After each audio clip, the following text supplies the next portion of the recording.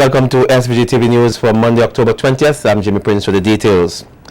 Prime Minister Dr. Gonsalves has made it known that the regional body CARICOM is unprepared to address the threat of Ebola and will need all the support it can get. Addressing the media on his arrival in Cuba for a summit on Ebola, Prime Minister Gonsalves says the threat of the disease is a real one and praised Cuba for its preparation in dealing with this threat. Dr. Gonsalves says he endorsed the suggestion by the Commander-in-Chief in Cuba, Fidel Castro, for a relationship between the United States and Cuba on the important global matter of Ebola. It is clear on the evidence before us that Cuba has a vital role to play, not only in this hemisphere but globally on this question. And it is in this crisis we are seeing the fruits of the revolution. I note that the Secretary of State, John Kerry, has commended the Cuban government for its internationalist duty on this matter. We need to go further and have structured relationships on this and other issues.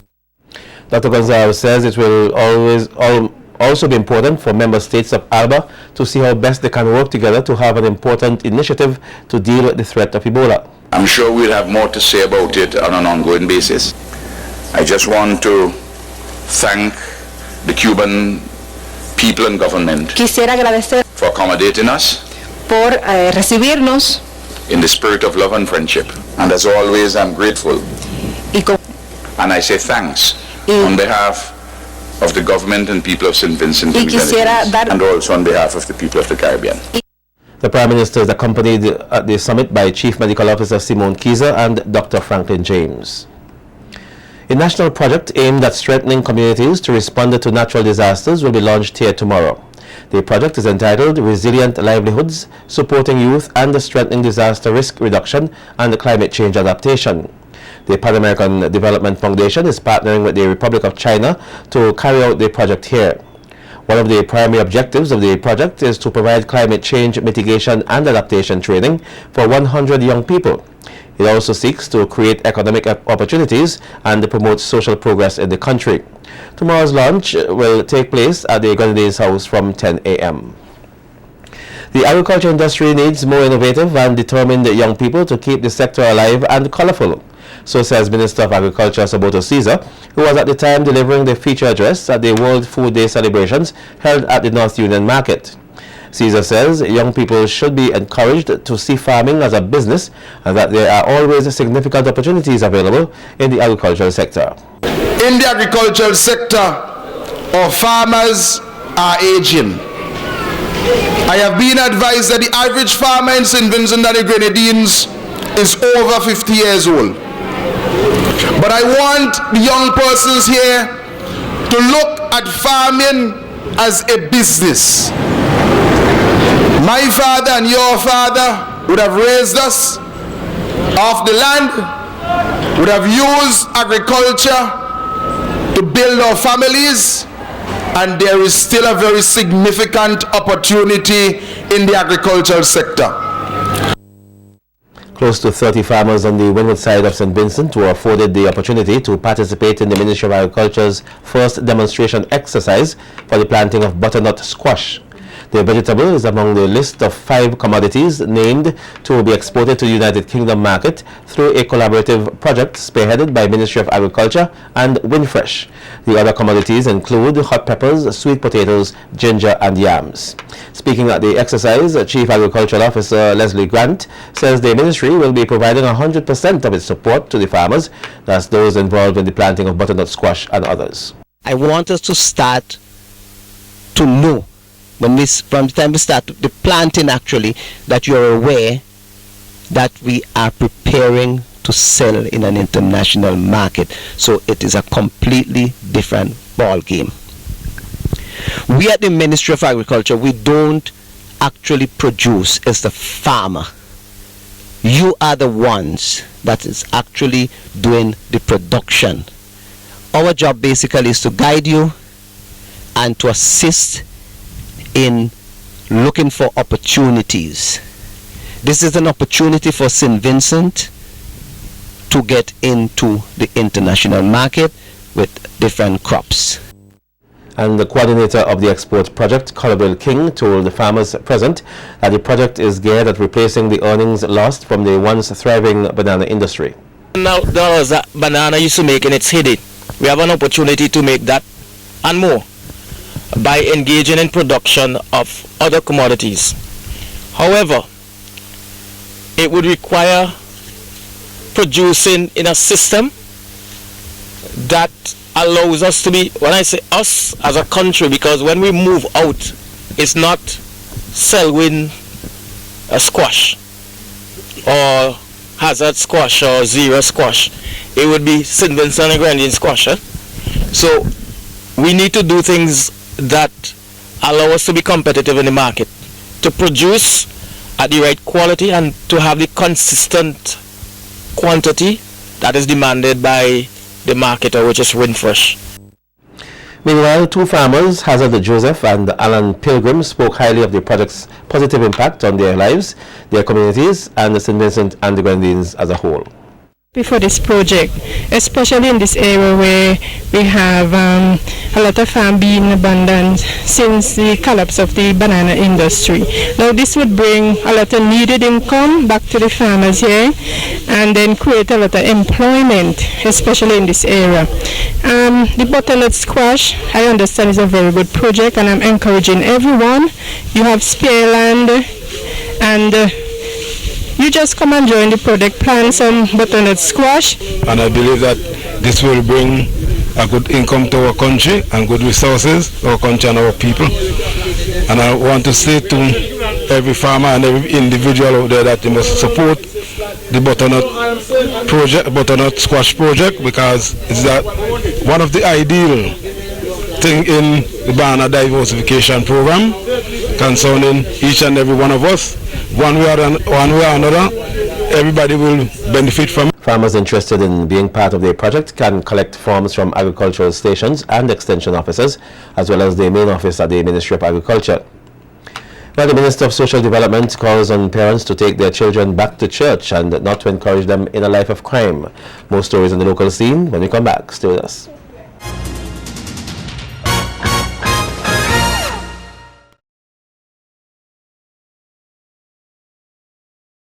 Welcome back. Minister of Social Development Frederick Stephenson says that communities must recognize that government does not have the sole responsibility of combating crime and violence, but they too need to take part in this fight.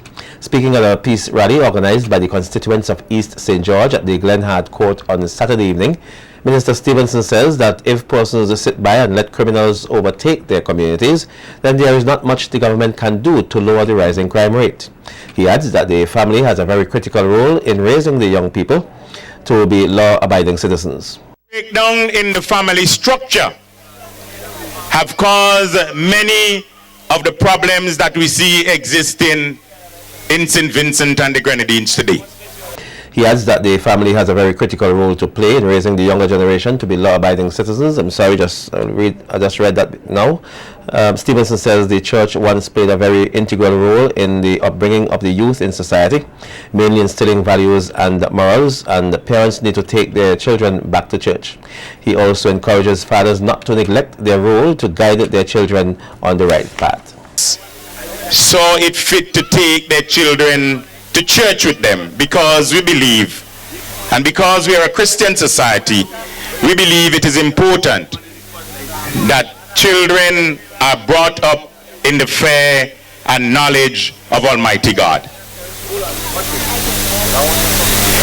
Too many of our youngsters, and because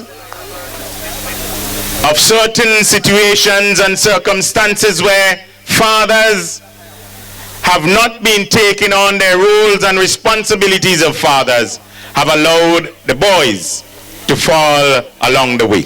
Meanwhile, Stevenson says, given what is taking place in society today, parents need to constantly remind their children that a life of crime and violence is not very profitable, nor is it worth it in the long run.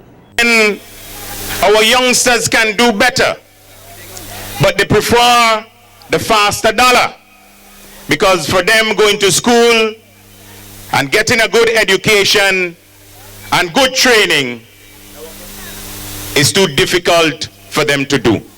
So they turn to the fast way, the fast lane. Speak to our young people more than once. Remind them that the way of crime and the way of violence is not a good way. The minister says too many times the parents turn the other cheek, knowing that their children are involved in criminal activities. Parents know the dishonest means by which their children would have been supporting families, and they never would speak out and speak against the children in that manner, to tell them this thing that you're doing is not good, because one of these days you may get in trouble, you may go to prison, or you may get killed. There's an honest way to do things, and as parents, as guardians, as politicians and policymakers, we must speak the truth to our children and our young people. Also speaking at the event was the leader of the opposition, the Democratic Party, Arnhim Eustace. Mr. Eustace says though the constituents of East St. George are to be commended for their effort in trying to remove the presence of crime and violence in their community, crime is a national problem and more communities need to get involved. Mr. Eustace says it is time for the young people to come forward to give their opinions and put forward programs that can be implemented, since they are usually the ones most affected by crime and violence. We have gone past the point of speeches in St. Vincent and Grenadines on the question of violence. What we need is more action to deal with it. And my view on that is that everybody, every section of our society has a role to play in dealing with the question of crime and violence. We can't deal with it in East St. George by itself. And I think the Master of Ceremonies made that point very early.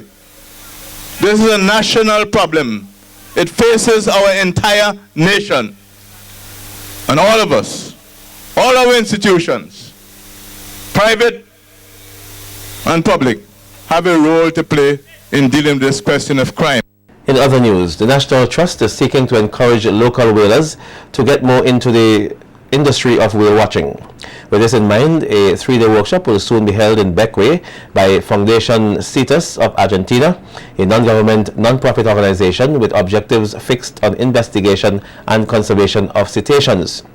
Chair of the National Trust, Louise Mitchell-Joseph, says while this country is fortunate to have several species of whales in its waters, whale watching, which is popular among many coastal communities around the world, is not being taken advantage of here. Most of the coastal communities of South America are making a lot of money from whale and dolphin watching, and we have not taken advantage of that as yet in St. Vincent to the full extent that we could. While we do have persons doing whale watching tours here, such as holidays, fantasy tours, careers, it is an industry that could be developed further. Many Vincentians would go abroad and they would go to SeaWorld and they would go to Marine World and they would look at dolphins and marine life. Yet right here off the coast of St. Vincent, we have thousands of dolphins, and I bet you there are very few Vincentians that would have taken their families out to see the dolphins in the wild in our own waters here in St. Vincent and the Grenadines. So we believe that this is a natural resource, a natural part of the beauty of St. Vincent and the Grenadines that we have not tapped into. President of the Fundación Eustace of Argentina, Miguel Iniguez, says during the 3-day workshop, participants will be shown the process of whale watching. Conduct a responsible whale watching that include the conservation of the animals, the educational value, which provides some extra value for the activity, the research, a monitor of the whales and dolphins that we are working with, and also, of course, the socio-economic value of this activity as part of this, of the whale watching. So the idea is to share with the participants our experience in Latin America, and of course we are very open to learn from your experience here. St. Vincent Grammar School student Nikolas Sylvester over the weekend launched his first Pan CD dubbed The Pan and Joyful Sticks. He's expected to use the proceeds from the sales of the CD to raise funds to assist his friend and classmate Floyd Bailey, who is receiving medical attention in Trinidad. At the launching ceremony over the weekend, producer Junior Sutherland says the CD Pan and Joyful Sticks is a collection of songs that every young aspiring instrumentalist should have under his or her belt.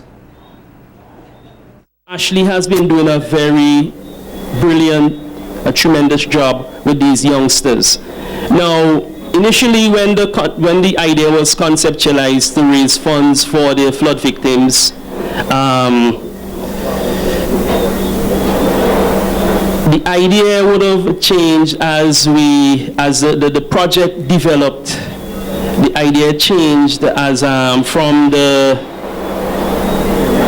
victims of the flood to Floyd being a friend of Nikolas. Sutherland outlined that the project was done in 3 phases.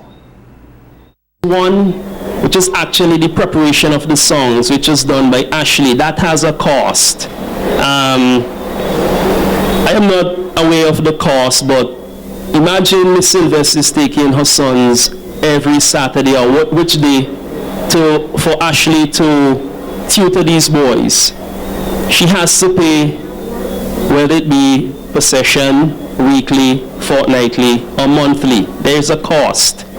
The second phase, which was the production of the music, which I did in the studio, that has a cost. That had a cost of $6,600. 11 songs, $600. That's $6,600. The third phase was actually the hard disk production of the CD that we have here. That has another cost. That cost to produce one CD in St. Vincent is going to run you like $14. But I would have done that at $10.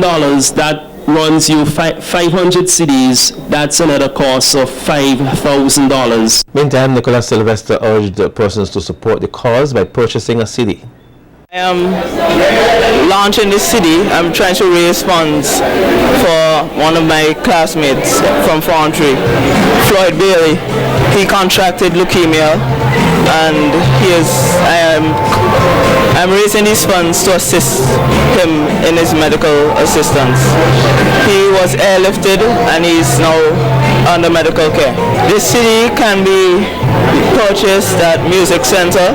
That would be mainly where you can purchase it. You can also purchase it if you're departing. You can purchase one at Giggles Boutique at the airport. That's basically all of it.